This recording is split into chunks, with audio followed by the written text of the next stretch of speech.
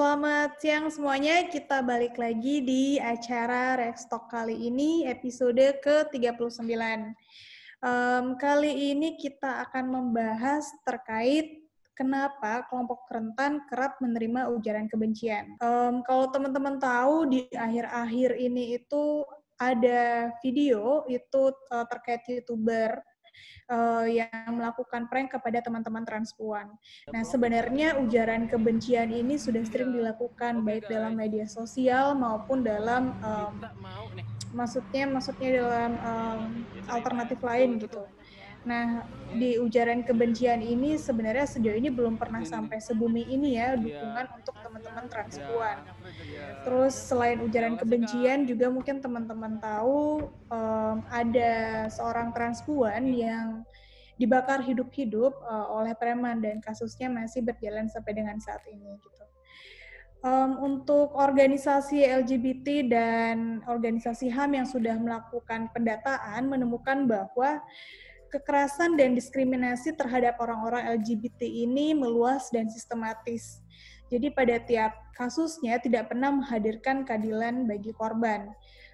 Di Arus Pelangi sendiri sudah mengeluarkan catatan kelam 12 tahun persekusi LGBT di Indonesia. Dan LBH Masyarakat juga mengeluarkan seri monitor dan dokumentasi atau mondok yang merekam beragam bentuk pelanggaran HAM terhadap LGBT, dan SGRC Indonesia juga mengeluarkan laporan persekusi dan ujaran kebencian di lingkungan kampus. Nah, mungkin kita bakal bahas kenapa sih kok bisa pelanggaran atau kekerasan di Indonesia terhadap kelompok LGBT bisa sesistematis ini gitu ya. Mungkin kita bisa mulai dengan apa sih itu ujaran kebencian gitu. Nah, sebelum kita ke situ dulu mungkin kita perkenalkan kedua narsum kita dulu. Mungkin dari Mbak Nela lalu ke Kak Michelle. Halo Genia. Halo Mbak Nela. Halo Kak Michelle. Halo, padahal kita tadi udah halo duluan ya. Halo teman-teman semua, penonton setia Rekstok. Perkenalkan saya Naila. Sehari-hari bekerja sebagai pengasuh dari seorang anak. Enggak gitu aja, nggak ada untuk sekarang nggak ada pekerjaan yang ada afiliasinya dengan apapun, tapi saya bergerak di isu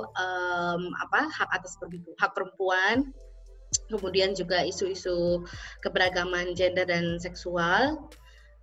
Kalau untuk saat ini aktifnya di bersama dengan teman-teman Lintas Feminis Jakarta.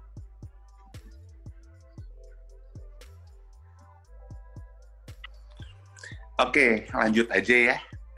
Perkenalkan, nama saya Michelle Purbasya.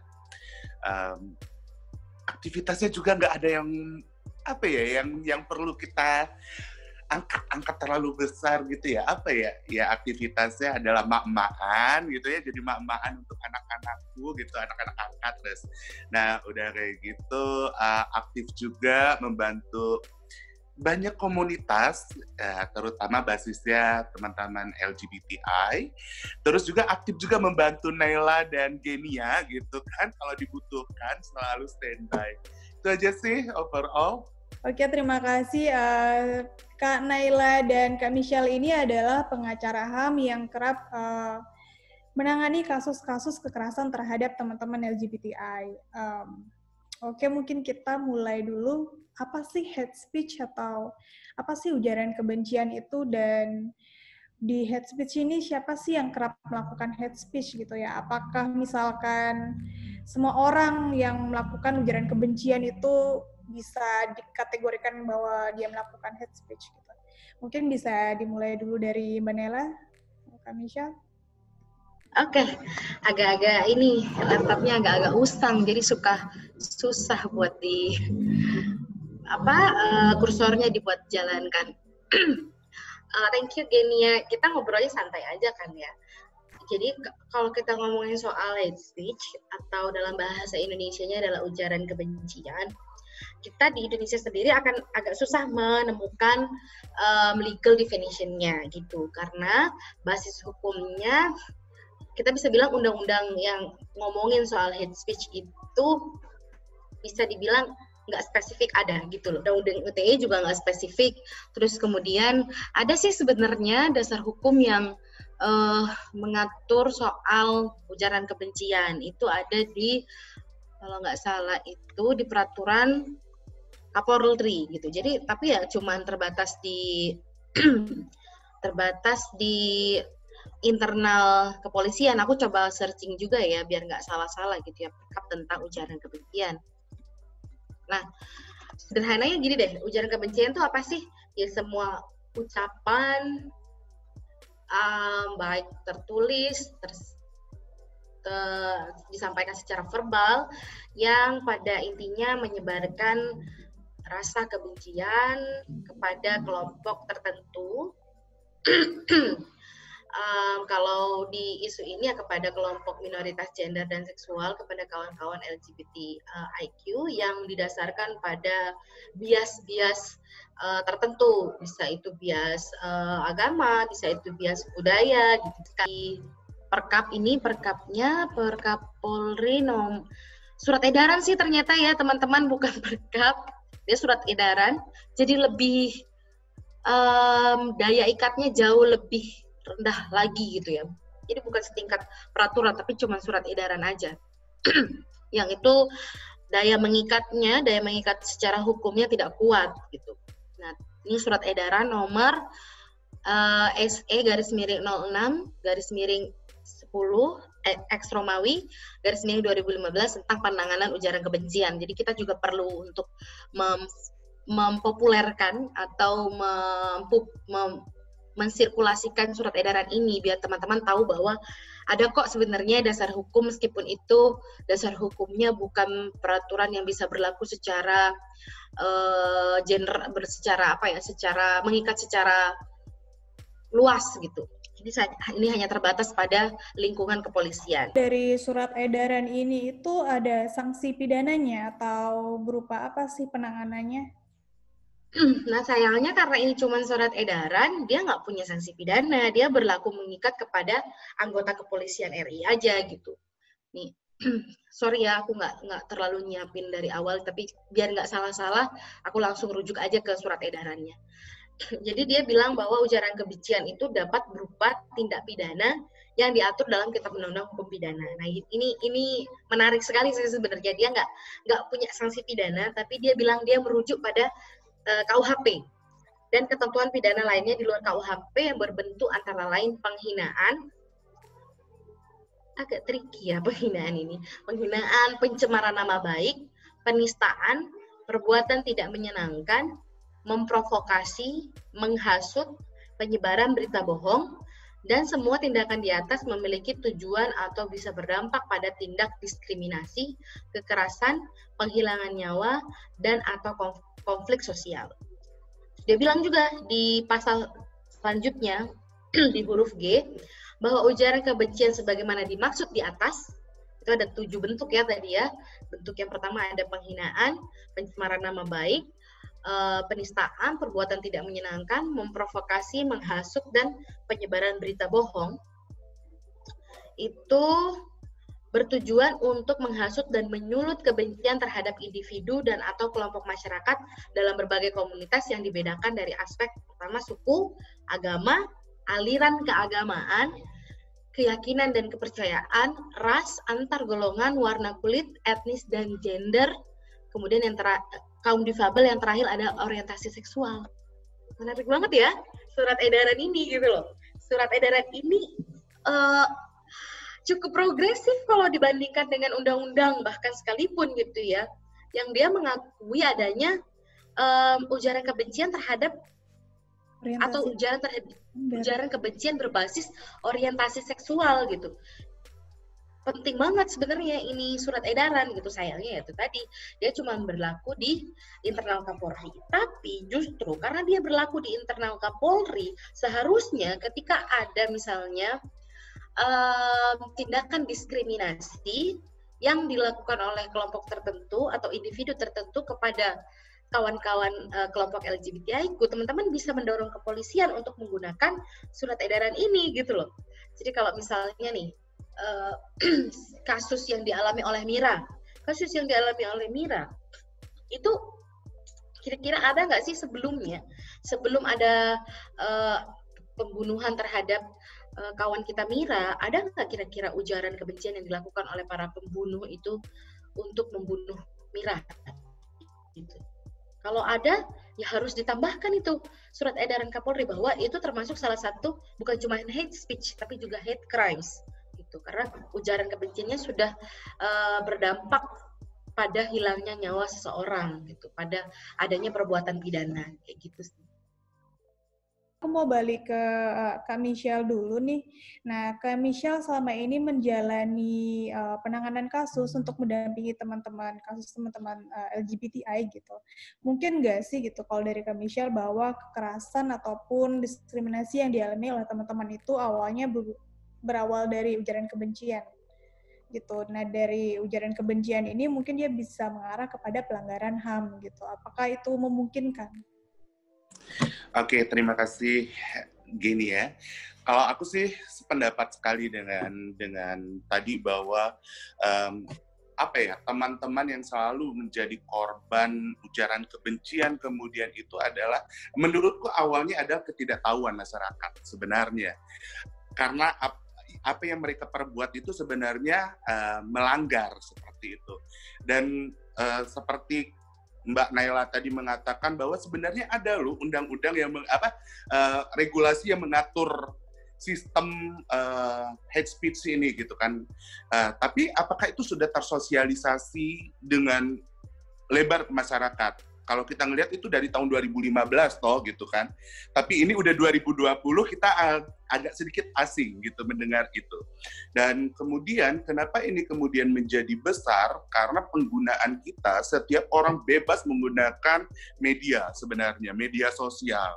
Dan tanpa disaring gitu loh. Pemahaman yang dia tahu, masyarakat secara awam itu hanya melihat ini pemahaman berdasarkan norma masyarakat dan norma agamanya.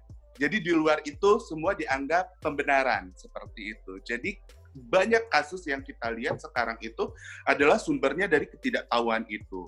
Dan akhirnya mengatasnamakan beberapa pembenaran yang menurut dia benar itu, akhirnya dia melakukan baik itu sengaja maupun tidak sengaja, itu kemudian itu menjadi ujaran kebencian. Yang saya lihat seperti itu. Nah, tergantung kemudian apakah kasusnya kemudian itu kita bisa dengar isu ini menjadi besar dan bisa kita tangani gitu kan, ataukah hanya sebatas isu di komunitas begitu saja dan kemudian menghilang tanpa terlaporkan. Sebenarnya di situ lebih banyaknya sih yang menghilang, menguap begitu saja. Ini kita ada teman hanya mendengar setelah berapa tahun, ada teman menjadi korban kekerasan ternyata seperti ini, tapi tidak terlaporkan seperti itu Gini ya sebenarnya yang aku lihat dari beberapa kasus belakangan ini seperti itu.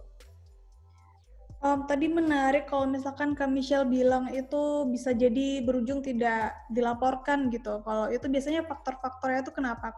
Kenapa kasusnya berhenti atau tidak ada lanjutannya atau berujung tidak bisa dilaporkan?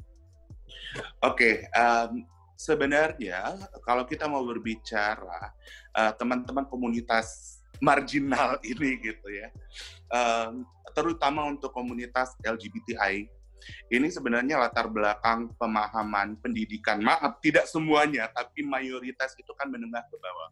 Terus mendapatkan diskriminasi dan stigma itu sebenarnya dari kecil, seperti itu. Dan itu udah makanan sehari-hari bagi komunitas. Jadi ketika teman-teman berkembang dan bertumbuh, kemudian diiringi dengan stigma, diskriminasi, dan itu dianggap biasa bagi dia. Jadi ketika mendapatkan kemudian dia tidak tahu membedakan apakah ini hanya sebatas stigma, kemudian menjadi diskriminasi, atau kemudian itu menjadi bisa korban kriminalitas atau seperti apa, dia tidak bisa membedakan lagi karena memang minim pengetahuan, minim sosialisasi. Apalagi kalau kita melihat pemberdayaan teman-teman komunitas LGBTI itu kan kadang-kadang tidak merata di seluruh Indonesia seperti itu. Kalau kita melihat seperti itu, kita lihat bagaimana kemudian ini diserang oleh sekian banyaknya masyarakat yang tidak sependapat, maksudnya dengan perilaku yang teman-teman ini tunjukkan seperti itu. Artinya kita udah minoritas, tidak diberikan akses, kemudian tidak mendapatkan pengetahuan, terus kemudian kita tidak memberitahukan. Jadi apa ya? Aku bilang hampir dia ada tapi tiada, seperti itu. Aku bisa menggarisbawahi seperti itu untuk teman-teman komunitas. Akhirnya ketika dia mendapatkan kekerasan, baik itu bentuknya baru berupa stigma, diskriminasi, atau bahkan kriminalisasi, dia menganggap itu biasa-biasa saja. Dan akhirnya dia tidak berani melaporkan. Itu beberapa kasus. Adapun di beberapa daerah yang kita sudah memiliki seperti paralegal untuk komunitas. Dia yang menggiring teman-teman, ayo teman-teman kalau pernah mendapatkan kekerasan segala macam, ayo kita dokumentasikan gitu kan, kita laporkan. Banyak kali teman-teman itu yang tidak berani untuk melaporkan, untuk dicatat kasusnya. Karena mungkin terkait, aku takut nanti namaku keluar, aku takut kemudian aku ini belum coming out di keluarga, aku ini masih mengeksklusifkan diri seperti itu. Walaupun even kita sudah memberikan penjelasan bahwa ini amat sangat rahasia dan ada yang bisa kita teruskan, ada yang kita cukup untuk menjadi hanya sebatas pendokumentasian kasus. Karena berdasarkan survei yang kita lakukan itu rata-rata hampir 90% lebih ya kan teman-teman komunitas itu mengalami kekerasan seperti itu, Naila dan Genia. Mungkin aku nambahin dari Kak Michelle tadi ya soal kenapa sih teman-teman nggak banyak melapor gitu, misalnya kenapa banyak kasus-kasus kekerasan terhadap kawan-kawan LGBT tidak terselesaikan secara hukum, kawan-kawan korban tidak dapat keadilan. Nah, Kak Michelle sudah cerita dari perspektif internal kawan-kawan LGBT, situasinya seperti apa sih sehingga tidak memungkinkan bagi mereka untuk bisa melaporkan kasusnya. Sekarang kita lihat secara di luar kondisi teman-teman komunitas, bagaimana hukum, bagaimana struktur hukum, bagaimana substansi hukum maupun juga kultur hukum kita ternyata juga tidak memungkinkan bagi kawan-kawan komunitas untuk melaporkan kasusnya gitu. Pertama ya, ada kekosongan hukum kan, kita nggak punya undang-undang yang secara spesifik ngatur tentang larangan diskriminasi, kekerasan terhadap kelompok atau berbasis orientasi seksual, gender identity dan SOGSC gitu lah ya gitu. Yang kedua justru hukumnya diskriminatif gitu, cenderung digunakan oleh kelompok-kelompok yang punya kuasa, kelompok-kelompok yang kita bisa bilang kelompok mayoritas untuk menekan orang-orang yang minoritas dan marginal gitu. Yang kedua, kemudian yang ketiga, kita juga perlu akuin bahwa kultur masyarakat kita juga sangat homofobik, transfobik, pokoknya sangat pelangifobik lah ya gitu ya. Kemudian juga kultur hukum di aparat penegak hukum kita. Jangan salah loh, oke lah sekarang polisi itu diglorifikasi karena nangkap Ferdian Paleka gitu kan. Sampai ada foto polisi yang nangkep yang masih muda, terus kemudian digandrungi sama, ganteng nih gitu kan, yang nangkep Paleka begini begitu ya. Jangan lupa kasus di Aceh itu pelakunya polisi, ya kan? Kasus di Aceh, gimana teman-teman mendapatkan penyiksaan di Aceh, digunduli, ditelanjangin, itu pelakunya polisi. Jangan lupa. Jadi kayak gimana teman-teman korban itu mau melaporkan kasusnya kalau misalnya potret yang harus dilihat adalah polisi-polisi yang melakukan kekerasan terhadap kelompok LGBT gitu. Ya, udah hukumnya nggak memihak kepada kawan-kawan, udah lingkungannya juga lingkungannya nggak suportif gitu kan, aparatnya juga begitu gitu ya. Ya wajar kalau teman-teman kemudian bukan enggan ya untuk melaporkan, tapi kesulitan baik secara internal mereka, kesulitan untuk melakukan laporan itu gitu. Itu sih. Karena tadi udah dibahas terkait Ferdian Paleka, mungkin aku mau nanya nih terkait sisi hukumnya. Kalau dari Manela sendiri, setuju nggak sih kalau misalkan si Ferdian Paleka ini diberikan hukuman dari Undang-Undang ITE gitu? ngelihat kasusnya Ferdian Paleka ya, kita tuh dilematis banget gitu loh kalau mau pakai undang-undang ITE. Kita tuh nolak banget undang-undang ITE. Jadi kayak kalau terus kita harus pakai undang-undang ITE untuk menjerat Ferdian Paleka itu beneran pilihan yang sangat dilematis gitu kan. Pilihan yang sangat menentang hati nurani. Tapi kita gimana dong? Korban dapat keadilannya di mana gitu ya? Lagi karena memang hukumnya kosong gitu loh. Ya kita juga harus lihat dari kacamata korban gitu. Korban dapat keadilannya lewat mana terus? Nggak ada nih undang-undang yang ngatur itu gitu loh. Terus mau dibiarin aja gitu orang-orang yang melakukan kekerasan gitu kepada teman-teman LGBTIQ yang nggak diakomodir oleh KUHP ataupun undang-undang lainnya ya gitu ya, kayak misalnya yaitu tadi tindakan yang merendahkan martabat dan tidak manusiawi. Wow, ada bayi-bayi. Jadi tindakan-tindakan yang nggak diatur oleh hukum pidana kita, tapi itu sangat-sangat diskriminatif, sangat merendahkan martabat kawan-kawan transpuan gitu kan. Itu tuh nggak ada. Jadi gimana dong teman-teman LGBT ini bisa dapat keadilan gitu. Jadi memang salah di sistem hukum kita yang nggak mengakomodir itu, sehingga kemudian undang-undang ITE yang harus dipakai gitu, undang-undang yang kita tentang kemudian dipakai oleh polisi untuk menjerat FP. Ya kita harus hormati itu, hormati proses hukum yang sudah berlangsung. Dan juga atas nama korban ya kita juga harus hormati perasaan korban, perasaan kawan-kawan kelompok transpuan yang mungkin merasa mendapatkan keadilan dari itu gitu. Cuman lagi-lagi kita perlu garis bawahi bahwa ini bukan berarti kita mendukung undang-undang ITE. Terima kasih Manela. Nah, terus aku juga mau tahu kalau misalkan dari sisi HAM gitu, kalau untuk Kak Michelle, akhir-akhir ini kan sempat viral video kekerasan terhadap Ferdian Paleka gitu. Gimana sih respon teman-teman komunitas gitu? Nah, memang Ferdian Paleka ini kan juga adalah pelaku persekusi gitu, tetapi tetapi apakah misalkan kekerasan yang dilakukan oleh aparat maupun tahanan di rutan itu dapat dibenarkan atau tidak? Secara pribadi, aku jujur, aku tidak setuju dengan perundungan yang diterima oleh si Paleka. Bagaimanapun, kita kemarin tidak terima atas perbuatan Paleka, kenapa kita harus berbuat yang sama terhadap Paleka. Dan ini juga ternyata banyak sepaham dengan teman-teman komunitas gitu kan, dan mereka juga yang kemudian share bahwa ayolah, come on. Itu juga pelakunya masih kita abu-abu nih gitu kan. Ada yang mengaku itu dari tahanan sama tahanan, ada juga yang ngomongin itu dari pihak kepolisian.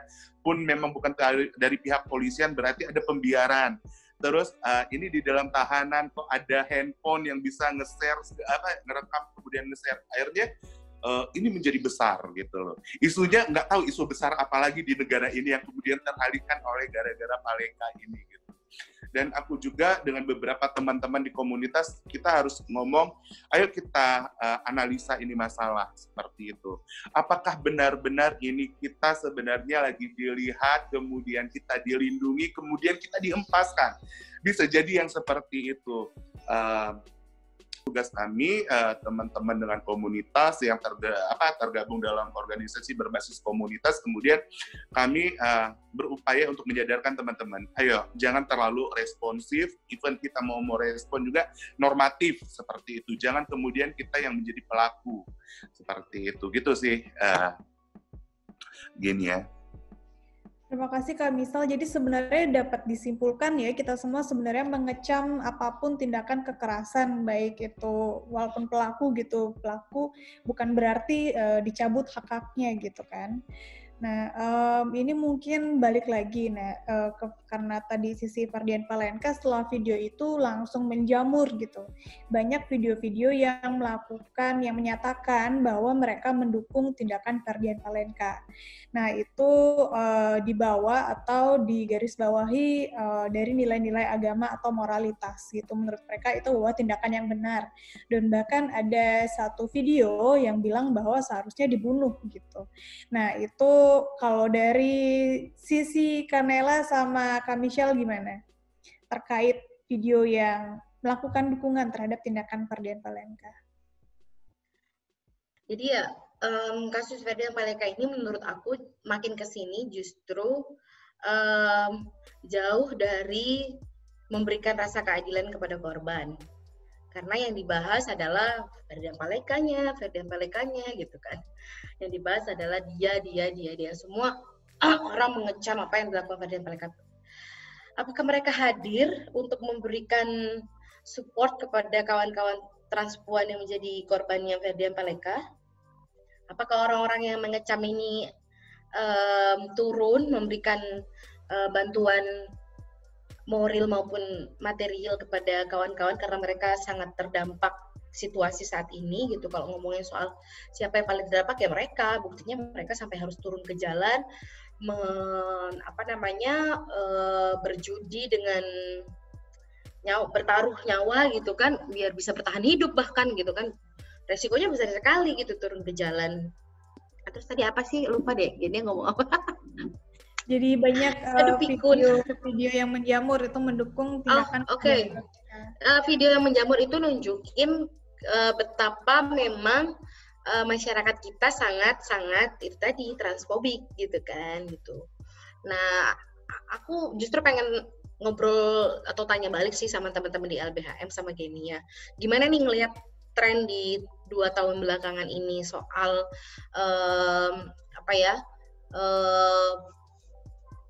kasus yang berkembang atau narasi kebencian yang berkembang selama 2 tahun ini. Apakah ada peningkatan kasus, apakah seperti apa? Itu menurutku penting untuk publik ketahui, untuk melihat apakah masyarakat kita itu bergerak pada arah yang lebih baik untuk bisa menerima kawan-kawan LGBTIQ, atau justru makin kesini makin konservatif, makin banyak penyebaran hate speech kepada kawan-kawan. Gimana, Gen? Ini karena LBH Masyarakat sebenarnya melakukan seri mondok itu monitoring dan dokumentasi itu semenjak tahun 2016. Nah, dari hasil yang kami temukan itu selalu meningkat setiap tahunnya, gitu.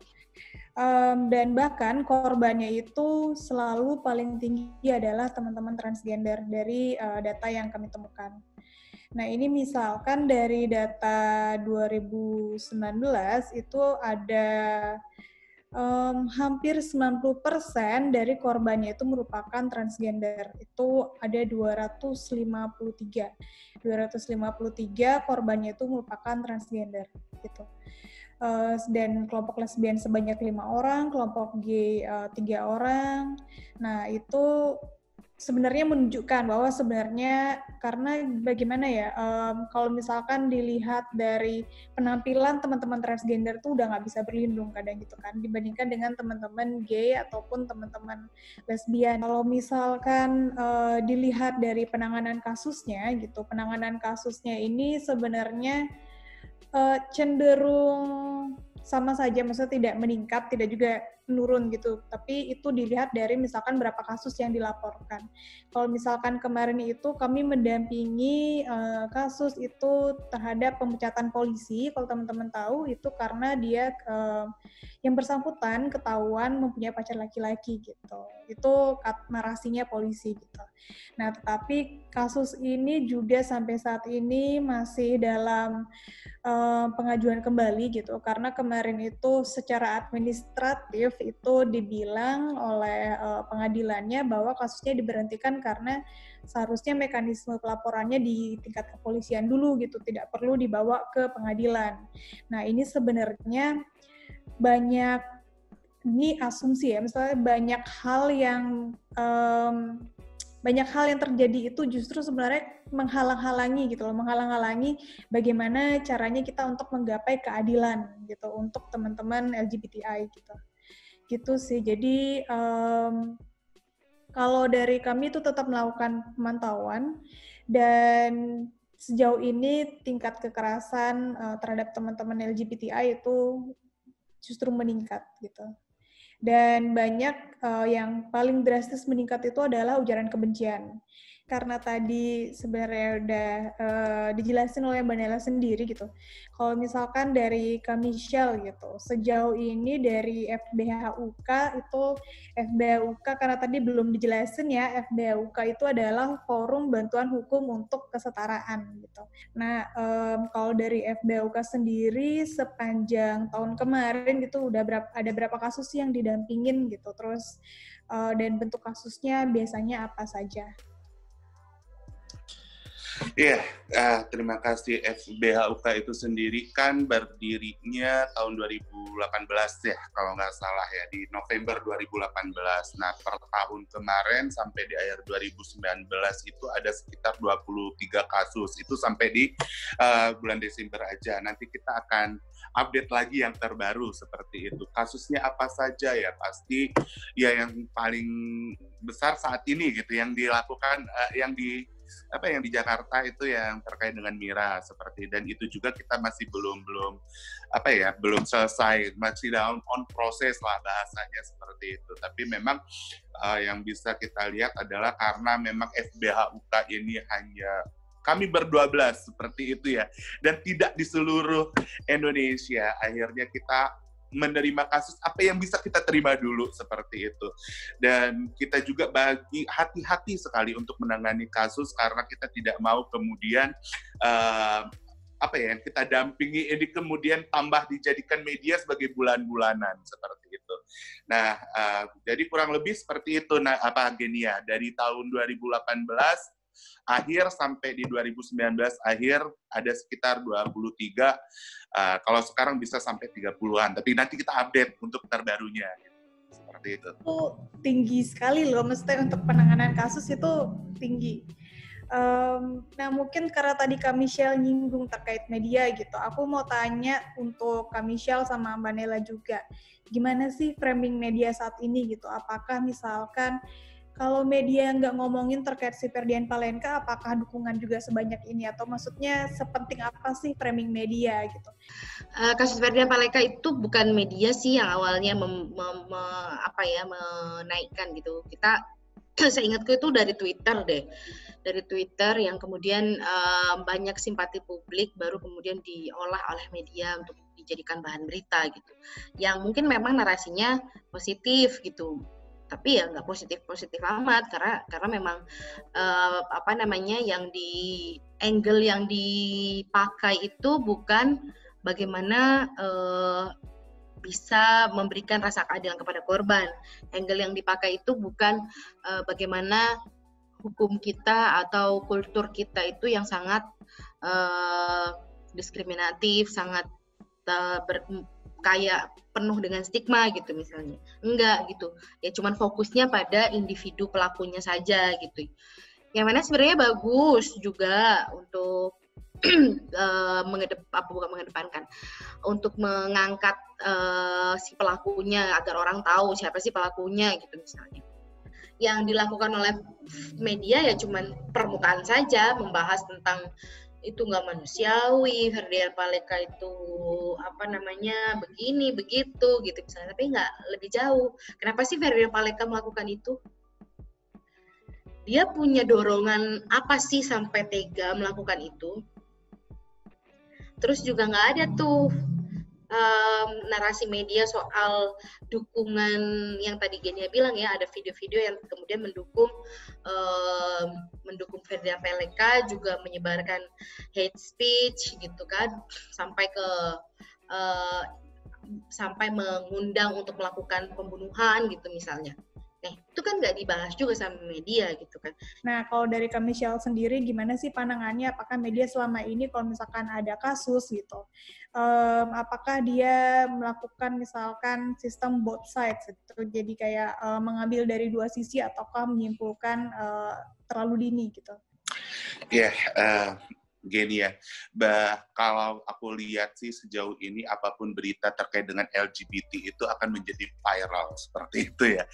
Jadi bisa mengalihkan isu, bahkan ya itu tadi gitu kan, kita diam-diam saja dibuat kita kucar-kacir gara-garanya. Jadi kalau terkait beberapa kasus, sebenarnya Naila tadi sudah menjawab semua. Sebegitu detailnya, luar biasa. Sebenarnya gue di sini ini, apa sih kata gue kan, ini luar biasa loh Naila. Perlu belajar deh. Benar sekali. Dari semua kasus, dari semenjak kapan ya gue mulai beraktivitas untuk mendampingi teman-teman ini, kasus teman-teman. Setiap gue berbicara tentang media, selalu tidak ada satupun media yang baik.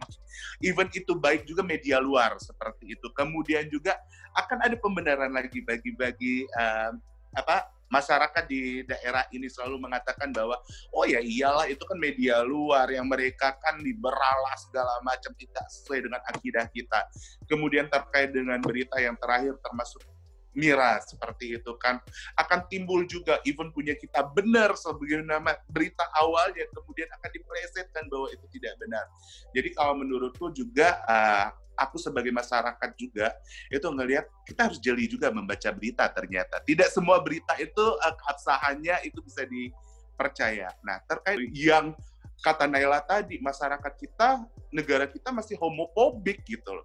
Jadi kalau kita menggiring opini apapun pasti akan dibalikan. Sekali kita menggiring isu, itu akan kembali ke kita itu bahkan bisa beribu-ribu isu untuk menyerang kita. Itu juga kemudian kita harus hati-hati untuk respon gitu loh terhadap media. Ini pertanyaan terakhir, mungkin sekalian langsung closing statement-nya. Aku mau tanya, ada nggak sih hukum gitu atau hukum ke teman-teman LGBTI gitu untuk memilih gender dan ekspresi mereka dan orientasi seksual mereka. Nah itu aku mau tanya, ada nggak sih hukumnya gitu? Kenapa sih negara ini suka banget melakukan persekusi ataupun kelompok-kelompok tertentu gitu melakukan persekusi terhadap teman-teman LGBT? Siapa dulu nih? Silakan yang Mbak Nela dulu deh. Boleh deh. Jadi ya, menjadi LGBT, menjadi heteroseksual, menjadi sapioseksual, menjadi apapun seksual gitu ya, itu kan ranah privat ya, itu masuk dalam kategori hak atas privasi karena itu adalah ranah pribadi kita. Yang kalau kata konventitas soal identitas kita gitu, itu hak atas privasi kita dan dijamin oleh hak asasi manusia. Dan hak asasi manusia itu kan melampaui batas-batas teritorial negara, melampaui batas-batas apapun gitu. Jadi mau siapapun itu, mau itu orang Indonesia kayak mau orang mana kayak, ya mereka punya hak untuk jadi dirinya sendiri, punya identitas apapun yang dia mau, yang dia kehendaki gitu loh. Nah kalau di Indonesia misalnya, sepanjang kita itu adalah warga negara Indonesia, maka kita dilindungi oleh konstitusi, oleh undang-undang dasar, yang mana undang-undang dasar juga punya pengaturan khusus tentang hak atas privasi.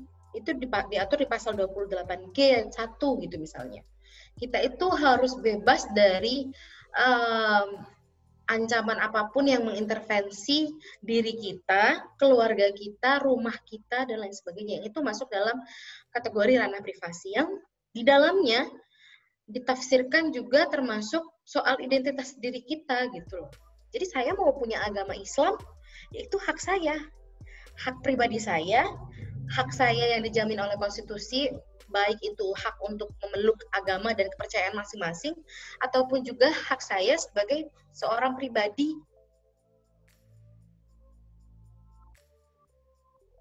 Itu selain ada undang-undang dasar, ada juga undang-undang hak asasi manusia. Kemudian kalau secara spesifik ada instrumen hukum internasional yang sifatnya soft law ya, bukan hard law, yang mengatur tentang hak-hak LGBTIQ. Itu ada di Yogyakarta Principle Plus. Ya. Nah itu juga menjamin juga setiap orang untuk bisa bebas menjadi dirinya sendiri. Ya kalau ditanya payung hukum yang lebih spesifik nggak ada. Kita nggak punya turunan dari misalnya Yogyakarta Principle gitu ya. Ya boro-boro punya gitu kan. Perda aja masih mempidana kelompok LGBT gitu kan. Padahal Perda aja harusnya nggak ngatur pidana yang selevel dengan KUHP gitu misalnya. Karena kan itu Perda gitu.